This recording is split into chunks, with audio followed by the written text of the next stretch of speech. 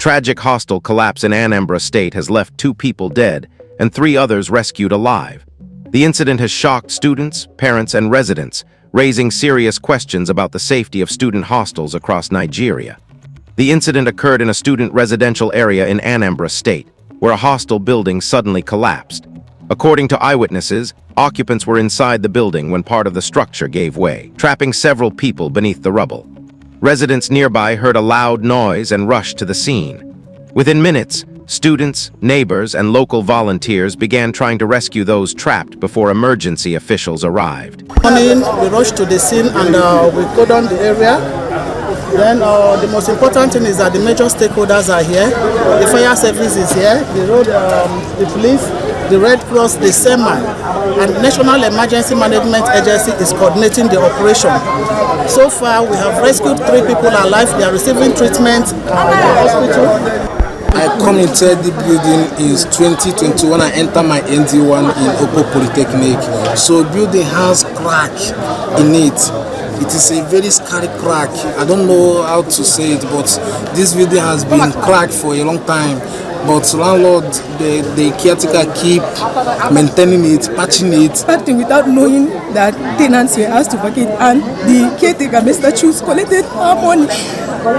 It was yesterday around 10 that this lady that normally cooks in the lodge posted on the lodge group, that her kitchen and room that is cracking. That anybody that can leave the lodge, normally students will normally see that as screws sometimes. Yeah.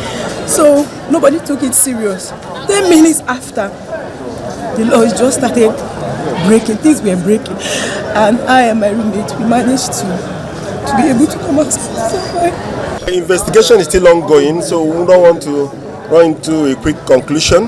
But I understand that the building has some structural challenge, and the students have actually been communicated even much earlier than now. They saw the challenge by themselves. I understand they've been given some time to evacuate. I'm not sure.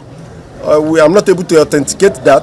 But the general information that we are getting is that the building has some structural defects. Building which suffered this kind of defect obviously did not follow the prescriptions of the law in erecting the building.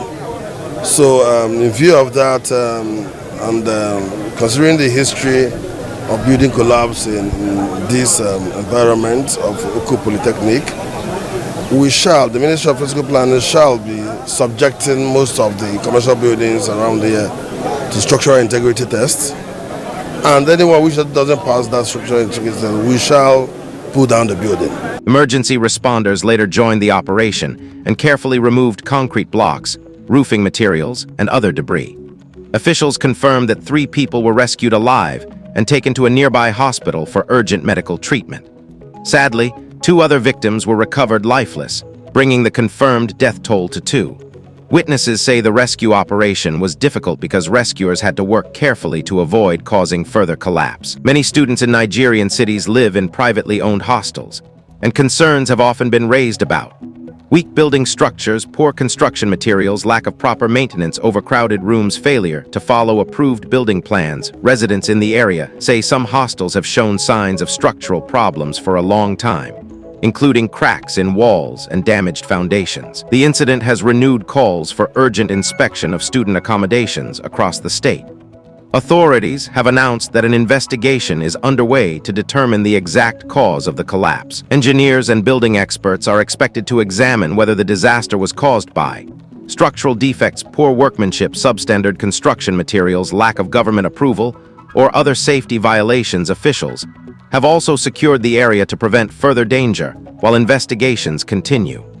The deaths of these 2 victims have sparked grief and anger among students and parents. Many are asking an important question: how many hostels are still standing today without proper safety checks?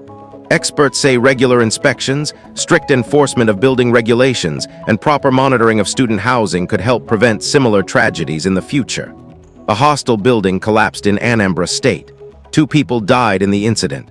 3 others were rescued alive and hospitalized. Authorities have launched an investigation into the cause of the collapse. The tragedy has raised fresh concerns about student hostel safety and building standards in Nigeria. Our thoughts are with the families of the victims and everyone affected by this heartbreaking incident. Thanks for watching Presh Network News. Subscribe for more.